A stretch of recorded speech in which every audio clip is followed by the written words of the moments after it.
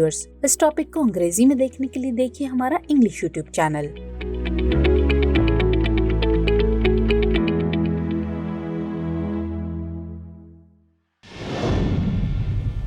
दृष्टि आईएएस के to the point programme में आपका स्वागत है। आज का हमारा विषय है क्लस्टर बम और थर्मोबैरिक हथियार। आइए जानते हैं चर्चा में क्यों है।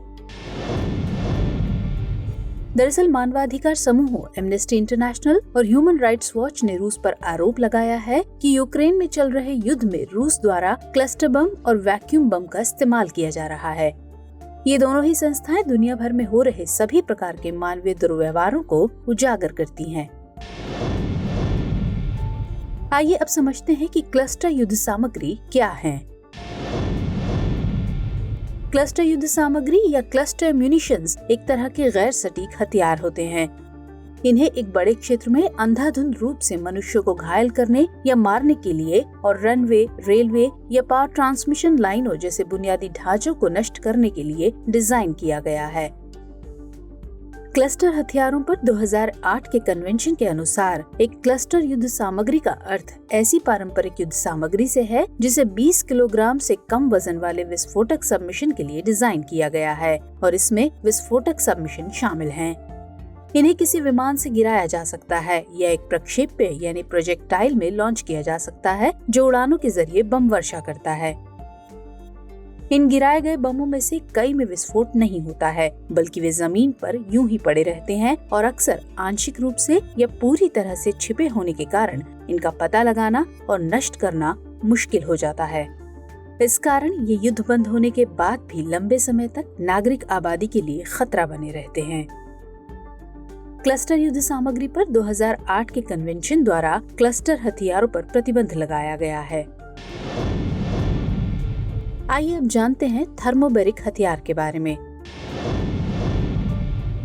तो थर्मोबैरिक हथियारों को एरोसोल बम, ईंधन वायु विस्फोटक या वैक्यूम बम के रूप में भी जाना जाता है। ये एक बड़े और उच्च तापमान वाले विस्फोट के लिए हवा से ऑक्सीजन का इस्तेमाल करते हैं।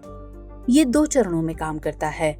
पहले चरण में छोटे धातु के कणों में एक एरोसोल वितरित किया जाता है। एरोसोल कार्बन आधारित ईंधन की बहुत महीन सामग्री से बना होता है। दूसरे चरण में एक आग का गोला बनता है जो आसपास की पूरी ऑक्सीजन को सोख लेता है। यह लंबी अवधि की ब्लास्ट वेव पैदा करता है। यह मानव शरीर को भी वाष्पीकृत कर सकता है। थर्मोबैरिक हथियार पारंपरिक बम के मुकाबले काफी ज्यादा विनाशकारी होते हैं। वैक्यूम बम किसी भी अंतर्राष्ट्रीय कानून या समझौते द्वारा निषिद्ध नहीं है। हालांकि इमारती क्षेत्रों, स्कूलों या अस्पतालों में नागरिक आबादी के खिलाफ इनका इस्तेमाल 1899 और 1907 के हेग सम्मेलनों के तहत कार्रवाई को आकर्षित कर सकता है। आइए अब बात करते हैं कन्वेंशन ऑन क्लस्टर म्यूनिशंस यानी CCM की। तो CCM एक अंतर्राष्ट्रीय संधि है जो क्लस्टर बमों के उपयोग, हस्तांतरण, उत्पादन और भंडारण पर रोक लगाती है। यह कन्वेंशन 3 दिसंबर 2008 को ओस्लो में हस्ताक्षरित हुआ, जबकि 1 अगस्त 2010 को लागू हुआ। वर्तमान में 110 देश कन्वेंशन के पक्षकार यानी पार्टीज हैं। भारत ने न तो इस कन्वेंशन पर हस्ताक्षर किए हैं और न ही इसका पक्षकार है।